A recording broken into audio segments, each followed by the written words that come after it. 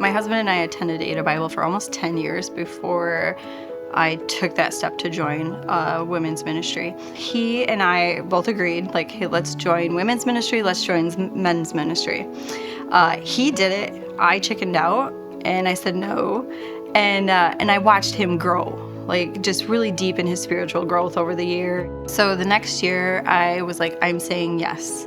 We each had been serving like individually in different capacities at the church, but we weren't doing like something shared. I think we're both sensing that we were looking for a group to plug into that was really intentional and something that could fill us as a couple. There was a kind of a call at the end of the message, like, hey, we're launching small groups pretty soon. So I signed up, and I kind of feel guilted to do things really easily because I was already in a small group at that point through a different church. Almost immediately, like the day after, I thought, like, man, what am I doing? After the passing of my husband in February of 2023, I found the singles ministry and decided that that was something I would be interested in going to. When I first started, I had some reservations.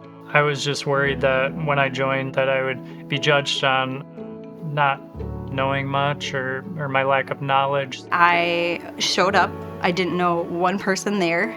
The best part about that night is I sat down at a table with 9 other women, and they were all like, are you nervous? I'm nervous. I think at the start it was going to meet strangers that were in the same circumstance. Now, when we meet our group, it's like jumping, it's like seeing family. We were pregnant with our second babe and found out in about halfway through our pregnancy that our babe would likely be born with some congenital heart defects. At 3 days old, Judah had heart surgery.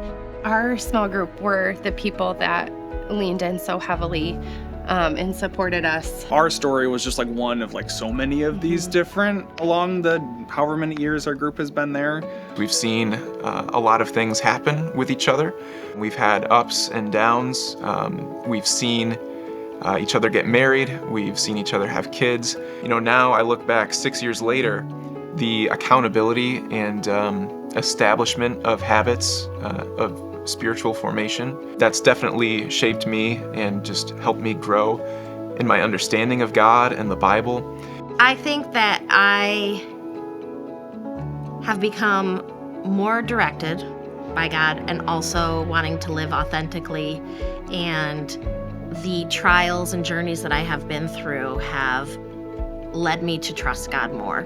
Our group is going into year 9. And these women are my foundation. I love them. They are our family. This group of women are the women that hold me accountable to ensure that I am living the way God calls us to be. And again, we live life, and sometimes we can feel so isolated and we can feel so alone. And that takes that away. You have a group of people that will be there for you.